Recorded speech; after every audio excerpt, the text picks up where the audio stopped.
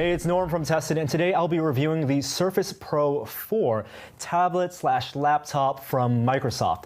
Microsoft calls the Surface line, the Surface Pro line, the tablet that can replace a laptop. The idea is that you pack all the hardware and goodness of a full x86 computer into a tablet form factor that you can run Windows and full Windows applications, and then design a keyboard cover or an optional keyboard that you can use and work on your lap.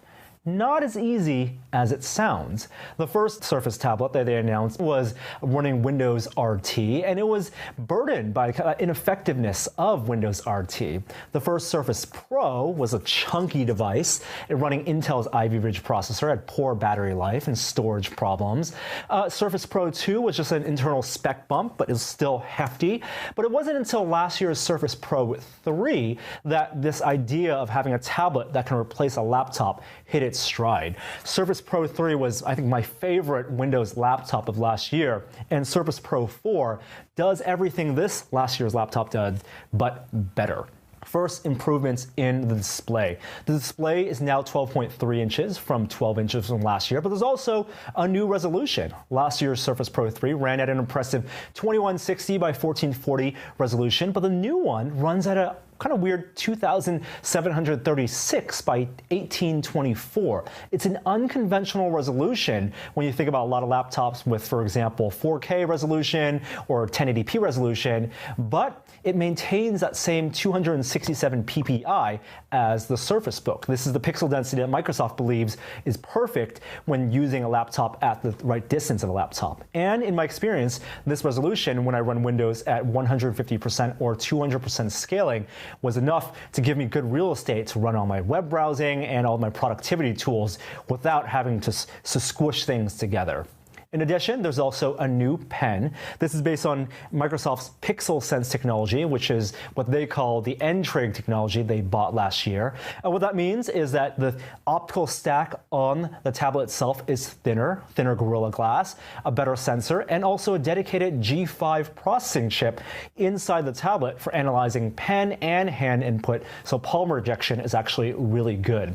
The lower signal-to-noise ratio on that input is supposed to give you a more accurate read, and it doesn't tax the CPU as much for lower latency. Now, I gave the Surface Pro 4 to one of our friends, Marty Cooper, who's an animator and professional artist, and he felt that the pressure sensitivity of the new pen felt great. 1024 degrees of pressure sensitivity, but it wasn't as responsive as the Wacom Cintiq he had been used to. Also, there's an issue of parallax. Now, parallax is the idea that when you put the pen tip on the glass, you want exactly where the mark is to be where you think it's supposed to be. And when the optical stack is too thick or when the calibration is off, we could be writing ahead of where you want to write or behind it. The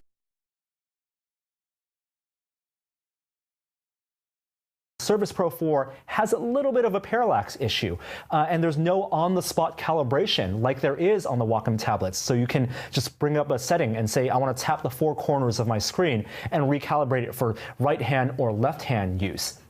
Now, Microsoft's bundled software like OneNote and FreshPaint were the best in terms of latency, but when I loaded something up like Photoshop, it was actually noticeably more laggy. The best part about the pen, though, is the new tactile feel, and I think that's a real win for this pen compared to the previous generations. The tip of the pen is now interchangeable, and the default tip is a softer tip than last generation's pen. It's supposed to be the equivalent about an HB pencil, and it gives you more resistance. It feels like you're writing with a lead pencil as opposed to just plastic on glass. And to swap it out, all you do is get the optional accessory and pull out the tip and plug in a new one. It's just a friction fit, so you can have a pen tip that's really hard and really fast for gliding across the screen, or one that's even softer than the HB hardness for slower drawing. Now, the keyboard is also different and improved on the Surface Pro 4. It's a big improvement as well.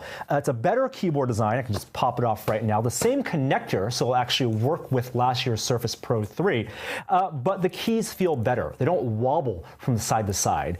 And the trackpad is an incredible improvement. It's now a larger glass trackpad, and I think it does match the trackpad that I'm used to on, for example, like the MacBooks, which are, I think, the best in class world-class trackpad and have been for a long time.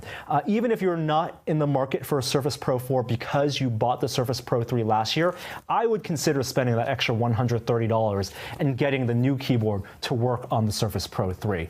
Don't get the $160 version of the keyboard, the one with the fingerprint sensor, because Windows just doesn't have enough support and hooks to make the fingerprint sensor useful in third-party applications. It really just is a login tool.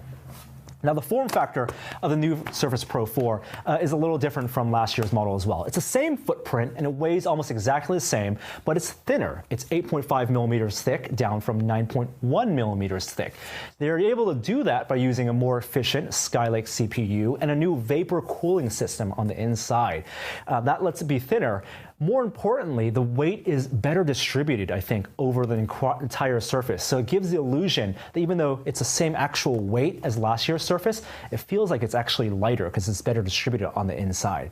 Performance-wise, it does top last year's Surface Pro. This is Skylake, and last year was Haswell. It's a ton faster. But compared to the same Skylake processor on the Surface Book, it's actually a little slower, so I think there's some throttling at play. I would plug it in for using Premiere Pro and Photoshop, editing photos, audio, and video, and I could do that all day long on this laptop, but if I unplugged it and let the CPU and let the software throttle it when it gets too hot, it would chug on exports, and some animations would drop frames. I tested the i5 6300U model, and there's a cheaper Core M3 model at $900 at starting price. I wouldn't get that model. I still don't trust the Core M processors yet. And if you're going to spend $1,000 on a laptop, get the i5 model. Now, battery life, I got about 8 hours of video streaming with the Surface Pro 4, which is about 45 minutes longer than the test with my Surface Pro 3, and about 6.5 hours of web work. It's actually pretty good. And who knows what that'll be over time, but 8 hours at new is pretty good. Expansion slots, there's one USB 3.0 port on the device, and additionally there's a USB charging port on the power brick. There's a micro display port, and also for expandability, there's actually, just like last year, a micro SD card slot in the back. And overall, this is a wonderful, wonderful tablet and Windows device. I think if I was going to buy any Windows mobile device today, I would buy the Surface Pro 4. And I would get the 256 gigabyte model with 8 gigs of RAM and the Core i5 processor, which costs about $1,300, pens included, and spend that extra $130 on the new type cover. All in all, it's about a $1,500 system, which puts it above on the high end of a MacBook Air 13-inch, for example. But the screen is great. I love the touchscreen. I love the pen. And I would get this over the Surface Book. So that's the Surface Pro 4. I think Microsoft did a really good job this year updating its Surface line. Clever ideas with the Surface Book. Really good improvements with the Surface Pro. Just make sure if you're in the market for one, don't get the Core M model, get the i5 model. And the keyboard, totally worth it. So that's it for today. We'll have more stuff on Tested.com in the future. Subscribe to our YouTube channel, like this video, and I'd love to hear your thoughts in the comments. But until next time, I'm Norm. I'll see you later. Bye.